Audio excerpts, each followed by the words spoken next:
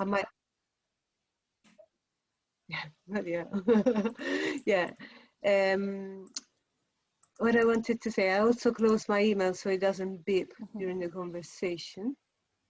Yes, what I wanted to say is that when we started planning for this birthday celebration, it was like full in the middle of lockdown, but now that things are a bit easier and I got a great board, we decided that we can do something live.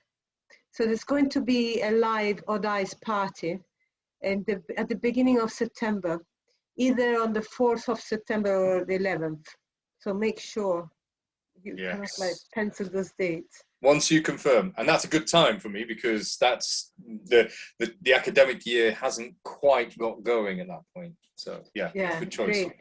And what we're thinking of doing, it's going to be like quite informal, probably like starting in the afternoon, because most of those people don't drink, and then also there's lots of young people who wouldn't be able to stay later. But what I was thinking would be nice to do is that if some of us can kind of facilitate games, you know, not a whole workshop, just, you know, bits and pieces of exercises. Or if, I mean, we have to talk to people yet. I mean, there's one of the trustees that is like in charge of organizing, bless her. And yeah, she's looking for the venue first so we can confirm the dates. But one of the other things I was thinking is like, if perhaps some of you guys want to perform something, that would be really nice. You, Paola, for example, with the Commedia dell'arte thing, Utkan, who's become an amazing musician. Is he an amazing musician in London, or is he going to be online? In London, yeah. He's still in London. I know he wants to move, but for the moment, he's still in London, so we can grab him. Yeah. It's 1 minute to 8. Okay. Shall I start? Because there will be some time lag, so shall I go on live now? Okay. Okay. I will also check what we're doing here.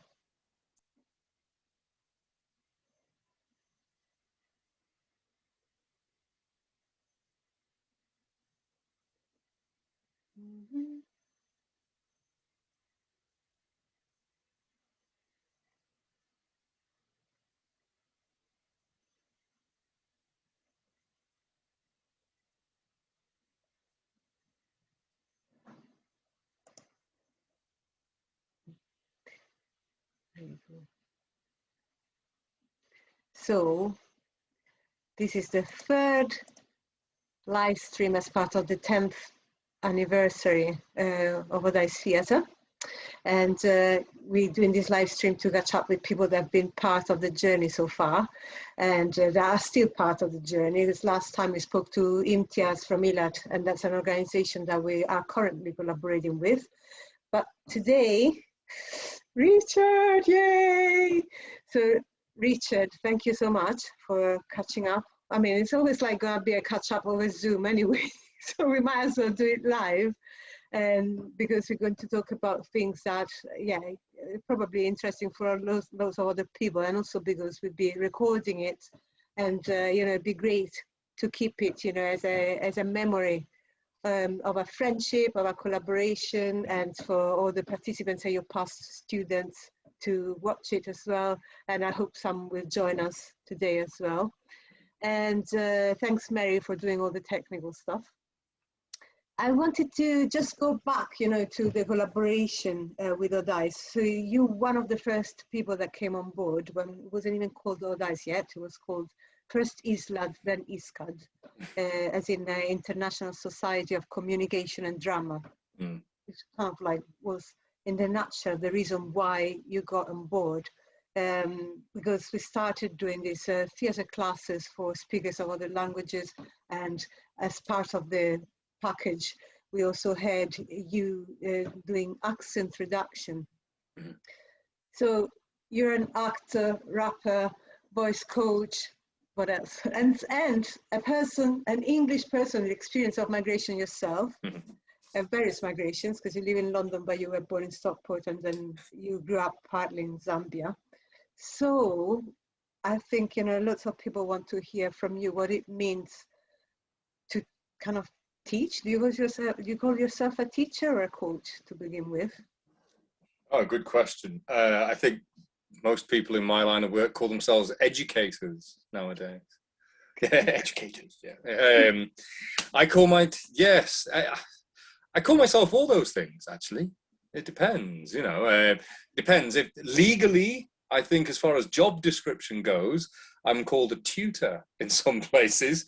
In one of my other jobs, I'm called a lecturer, and in other jobs, I'm a teacher. So, you know, that's the legal side of it. But yeah, I think educator is the best catch-all term, I think. So, sir. So, yeah. Richard, please. We're adults. It's post-16 education.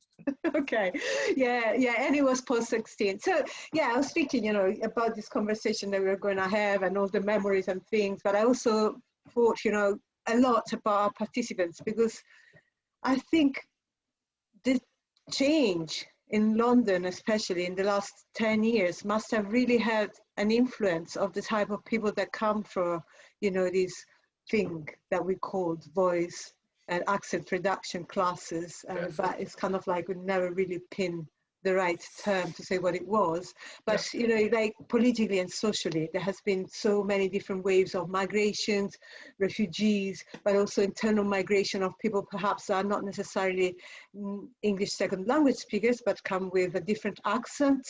And I just wonder, what has the past 10 years been like for you from the point of view of, you know, of your job in terms of, you know, the changes in London? The past 10 years have been, well, seeing as I've only been doing it for about 11 years, the first 3 years were just a whirlwind. I was learning about the kind of clientele I'd have. But, you know, at least in the past 2 years, what I've seen more of is I've seen more of a corporate clientele from the perspective of non-performers. So to give you an example, when I first started with ISCAD, Odd Eyes, ISLAD, still got the CDs that we made as well, and that cover is in my mind. The clientele we'd get seemed to be more, the people were more likely to have, let's say, work part-time or be kind of on the way on a young career trajectory going up. And now what I've seen more of is people who have got very well-established careers coming in. So it's almost like the wealthier people, or just slightly wealthier or better positioned in their job field. Yes, in terms of when we talk about things like, you know, English pronunciation classes and that kind of thing. Actors? In terms of working with actors, as far as voice and speech goes, rather than just English pronunciation as a whole, I work with a lot more English people now. It used to be a bit more international, less so nowadays. Yeah, that I think is one of the shame. One of the big shames about the job. I also think, though, that one of the biggest changes has yet to really take root, and that is the impact of Brexit. Because we've only just had that put in place, you know, give it 5 years and you'll see a massive difference. And that's for particularly in the world of performance. And on top of that, we've got COVID-19 and the way the arts have been so, the way everything has been so badly supported, isn't it? You know, massive industrial change, ergo massive change in terms of the clientele and people I'll be coaching. So I think from what you're saying, it kind of, you know, the economic situation is definitely reflected in your field, but in terms of, and the cultural situation, but in terms of like the idea of the need to better one's English, how has that changed? We were calling it accent reduction because I didn't want to, especially being myself a bilingual speaker, so I didn't want to impose the idea of, you know, speak the Queen's English, you know, receive pronunciation. But what's your thoughts about it at the moment? What is it that you're aiming for your students to achieve? Yeah, it's a good question. if I go back to your earlier point, you know, when you said you called it accent reduction, I think that was the term of the day, wasn't it? That was the thing that you put up if you were offering those kinds of courses. And I think as the discussion around, you know, reducing your accent and what it means to be actually proud of the one you currently have, I think, you know, over time we've decided to change the title. It's become just an English pronunciation thing, really, you know. But I also think, though, because in terms of the idea of needing to change your accent, I don't think much has changed, I'll be honest, at least from my perspective. But what I think I think the world would be a lot more boring if everybody did exactly as I told them to. I think we wouldn't have this wonderful colour that we have, or not just the different accents of English, but the different Englishes, if you like, the different dialects or the different idiolects, you know, the language of one person and their own linguistic quirks or habits or that. I think whatever language you speak, it must be, whatever language you teach, it must be a wonderful novelty to hear how somebody uses that language. And of course, the desire to teach them something that helps them in the professional field or to get their message across with clarity, I think is a really valid discipline. But far too often in the past, we've had this attitude that you should change yourself. And that's really, I think the time has come to address that. It shouldn't be like that at all. Does that make sense? Yeah. And actually, I just thought of something. You yourself don't really have an accent, although you were born in Stockport. Have you ever had one, or have you kind of improved, deleted? I am. I'm one of those people, Amelia. I'm one of them people that talks differently when I go home. And, you know, I lived for many years in Zambia. So when I talk to Zambian people, you start hearing me talking like this. Hey, man, what's going on? What's catching, man? And it's really, an accent comes out. And it's kind of code switching, but almost in an extreme fashion, if you like. So, yeah. I'm probably talking with the most relaxed accent I have. But if I went back to my mum's neighborhood and spoke to people in Londis like this, I'd get funny looks and be told I was right posh. Yeah, you do sound right posh. That's interesting though. I never noticed that before. Sorry for putting you on the spot right now. It's fine. But I guess that's you, because you traveled a lot as well. And yeah, like my next question would be like, how, as a tutor, how does your own experience of migration influence your teaching? What do you think that brings to the class relationship with migrant students? I think for me, it makes me immediately want to create a safe space, a welcome space for anyone and everyone, you know, who's a reasonable person. Yes, because I think we live in this country. It's certainly it's not as overtly hierarchical as some, but we certainly live in a country where the hierarchy must be observed, you know, the hierarchy of privilege and so on. I think the royal family is our first symbol of that kind of thing. And so a lot of the people that we get, say, Odd Eyes, or even in the current places that I do work, people have come to London and realised that certain things are not really safe spaces for them like they're used to, if that makes sense, like it could be at home. So I think it's my duty to create a learning environment where you are safe, where your voice is appreciated, is listened to. Yes, because I mean, I'm white, male. My parents were white. One was female, one was male. But we're British, and we went to Africa, and we were afforded this position of privilege, this platform of privilege there, and I appreciate that. And it's definitely, I learned that there, but I couldn't articulate it. It wasn't until you come back and you do a little bit of more, social research, or learn about where you are, that I could articulate that.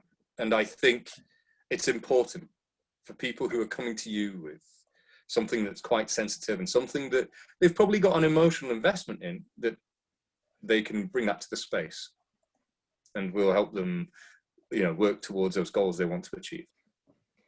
Definitely. It was, I mean, I would like to go back on the conversation about Zambia, but I guess it's not accent related. But in terms of, the actors and people you meet here, then there's sort of kind of recognition of your own experience somehow. It sounds like that's great. And I mean, apart from the accent reduction classes, because you're an actor, a writer, a rapper, and all these things, we did loads of things together. If you think of it, I think, I mean, we produced the OCD, which is still kind of online, but you kind of disowned it recently, because I think you moved on with your practice a lot. Have you? How Yes. do you think you moved on? What's different now in your teaching? You were really playful, and definitely, that ethos came through, and that's why you were really fitting with, the vision that Odai's was. But in terms of the technical aspects, has anything changed? I would say the bulk of it is my work is, or at least the topic will be focused on that CD. The bulk of it, I would stick with. I think some of the terms that they're couched in, I'd change some of the language around it. Admittedly, nothing comes to mind straight away, because it's been a while since I looked at that CD again. No, don't worry. But also, my subject knowledge has deepened as well. So, and as you're a practitioner yourself, I'm sure you've gone back to an old project and looked at it and thought, if I had to do that again, I'd probably approach it from this direction, or, and I think that's just how that worked out with that CD. I'm still quite proud of it, actually, because exactly as you said, it was a productive time for you and I, for our collaboration, and the time we worked, with the students, Odd Eyes, and I think back really fondly to that time. It's really formative for me. So in my profession, it was great. And the other thing, obviously, it was the collaboration on Haders that then had like 1,000 other lives. And you basically wrote the white male character of the play, and the verse. They were definitely, they kind of influenced all the rest of the play, even the bits that I wrote. And I love your spoken words. I know that you got a poem for us, and I want us to listen to it, but I just would like to see it live as well, because actually you are great.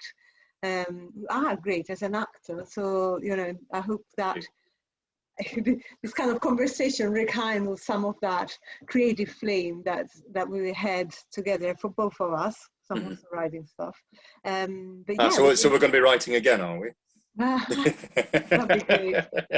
That would be great. I mean, it's like what you're saying about the language. The language that you hear back on the CD. I think that's normal, because language changes anyway.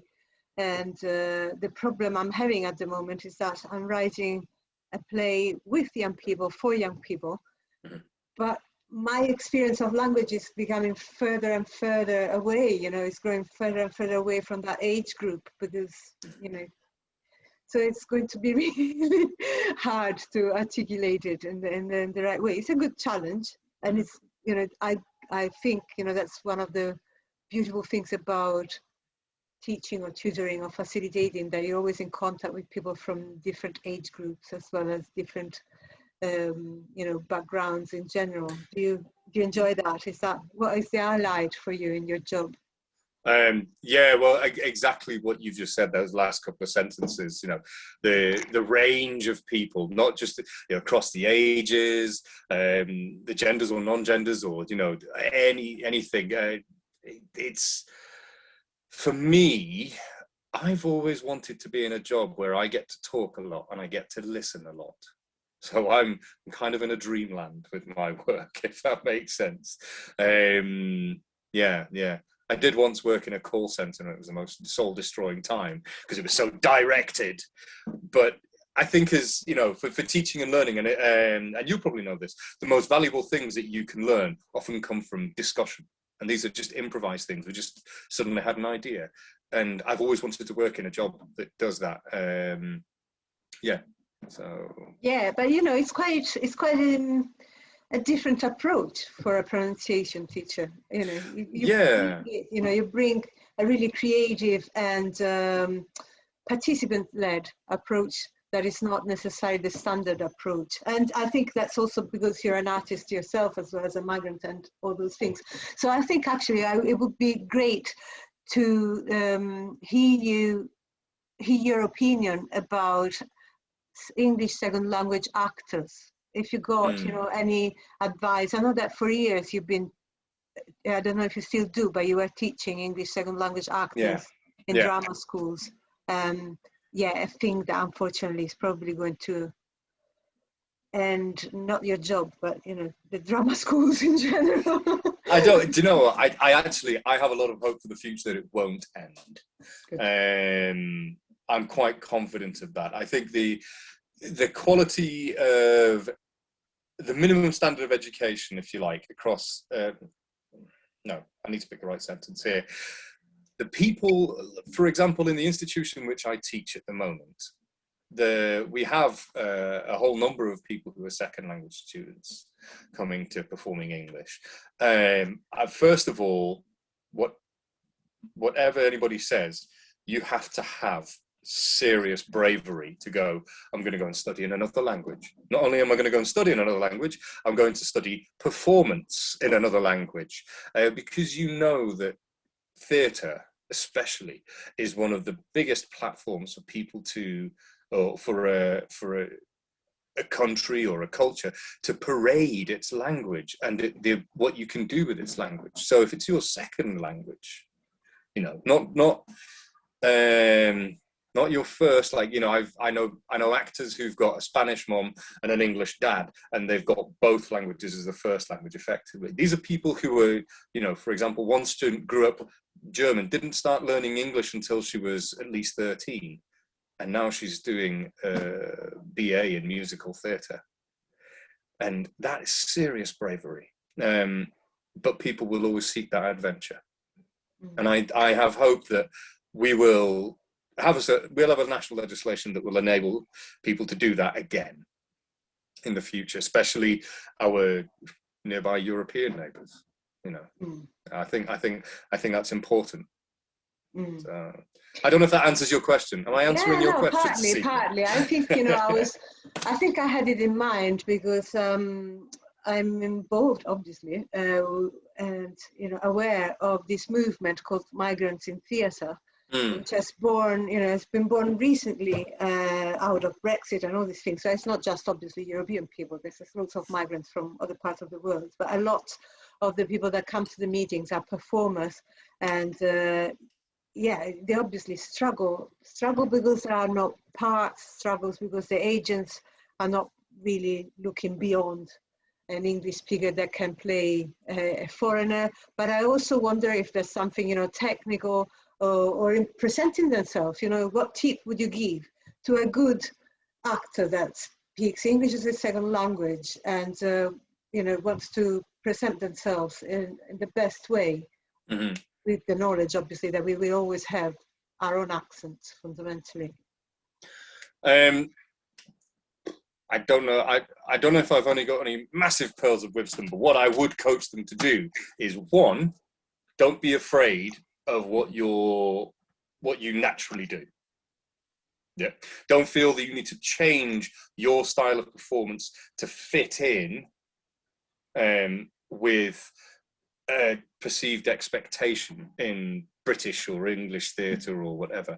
I think some of the most fascinating actors, second language or non-native speakers that I've worked with in theatre, have stuck to their guns, and they've been the most creative Of course, people want to learn disciplines like, you know, I want to speak English like Stephen Fry, or want to create that kind of character, you know. By all means, that's great, but that is not the standard you should be working to. That should not be your zero. That should not be where you're working from. You are where you're working from. If that makes sense. Yeah. And I think it's important for actors to develop the bravery and the resolve to say, yeah, I've got what I've got. I'm just going to go from there, you know, and whatever I craft is just a character I've created. I shouldn't try to change my default professional persona to fit in with somebody else's ideal, because then, well, like any good casting director will tell you, they'll say, be yourself, because if we say the briefing is for a tough guy, everybody's going to try and act like Sylvester Stallone, and we're all going to get the same performance. And I think the plurality of this world, the variations that we have in this world will be what makes the actors stand out and makes them more successful. So use your uniqueness, or your stand out as a strength. Great. Yeah, and of course as well, be like, know yourself, if you know what I mean. Know what it is that you do, what it is that's yours, and that you can be proud of. Great. Yeah, I think that's the training, isn't it? That's that's great. So, without further ado, would you like to read us your spoken word piece, please? Yes. You want to give a little bit of introduction? I know it's called Counterweight. Is that right? Yeah, Counterweight. Yeah. Counterweight. This is inspired by a series of friends' breakups. It was all men breaking up with their women. A series of my friends, not all my friends break up with their women, by the way, by their partners. And this is a poem that I felt that, it just inspired me, this situation after one particular breakup. Okay, I'll try and hide myself. Let's see what happens. And then, can you still see me? I can see you, but I don't know if we're on Facebook. Okay. What I see. And yep, still on Facebook. Okay, good. Right, I'll get started. Yes. I'm holding us up, is what I shouted when she left me. She's stepping out of sight as I swore I wouldn't let her upset me. My pulse is thickening to a thudding paradiddle while gently my pride and guilt begin to jig, and I let them prevent me from racing down the corridor to sweep her off her feet again. I'm whispering my love and taking in her scent. She's oh so sweet again. I'll promise her the galaxy just to hear her speak. I'd be complete, lest she'd walk away with my self-esteem under her feet, and I can feel my soul squelch with her every step. We're both bleeding. I've pinned my heart to hers, and she's only done what she felt she needed. And I hope for broken heart surgery urgently. I'm gushing burgundy. The world is shrinking fast. I can't stop pity from curling me up into a ball of sickly, self-centered glory. I'm a modern bloke. I like to smoke. I tell the odd dirty story. I see myself as a reasonable man. All guys do. Does it surprise you? I wanted to tell her, well, I tried to, but it's not just ourselves that we lie to. The weakest men always walk. It was how my alpha male father tempted me back into the home when I was 16, and that's a blackmailing memory that flits like a laughing butterfly, and I can't catch or crush or dispose of it, and the only net I have, I tell myself, my dad put holes in it.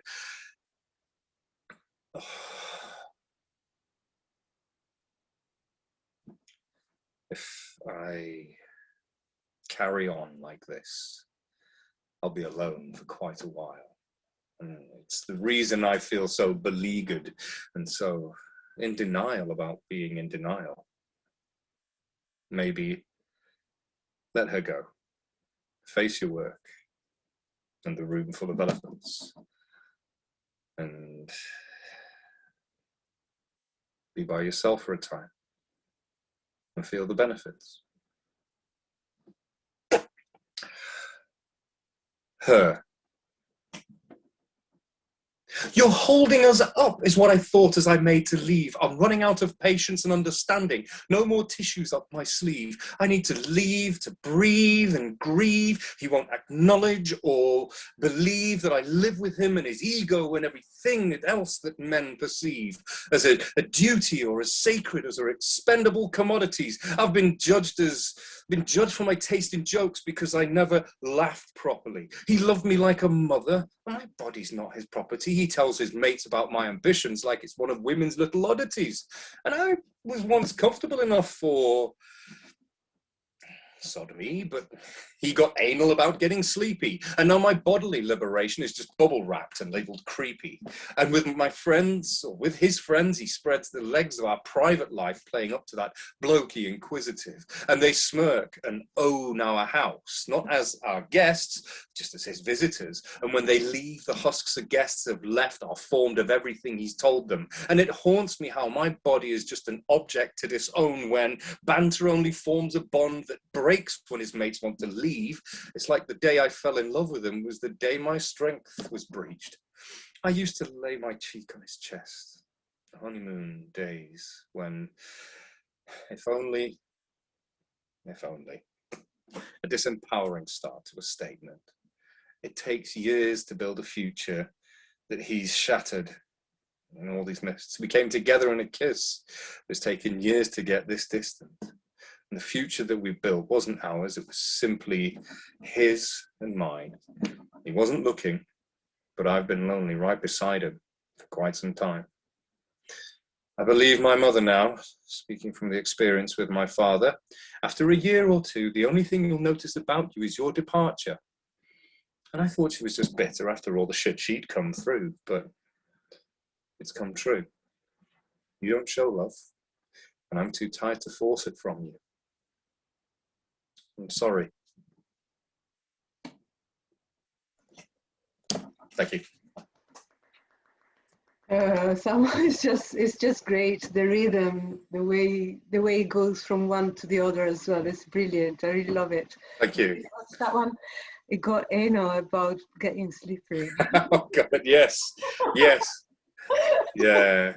Oh, it's so funny. It's great. We've been chatting for half an hour. Wow. I would have loads more things to ask. I think this video is going to be on Facebook, on YouTube. So if you want to, use it to, I don't know, to show your people what you do.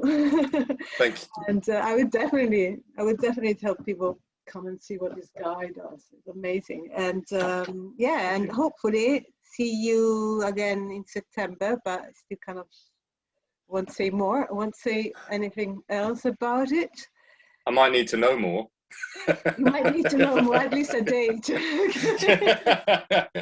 Yes, that'll be great. And yeah, I want to thank Mary, who's been doing all the tech for this as usual. And yeah, it's been lovely to see you again, Richard. Likewise. Happy 10th friendship anniversary to us. Oh yeah, high five on the Wi-Fi. Yeah. Oh, the cheesiness. Okay. Yes, okay. But yes, a big toast to Odd Eyes and the wonderful successes it's had. So, I know. Yes. In a discreet bottle. Yes. Okay. Thank you very much. Thanks. Thank you. See you soon. Bye.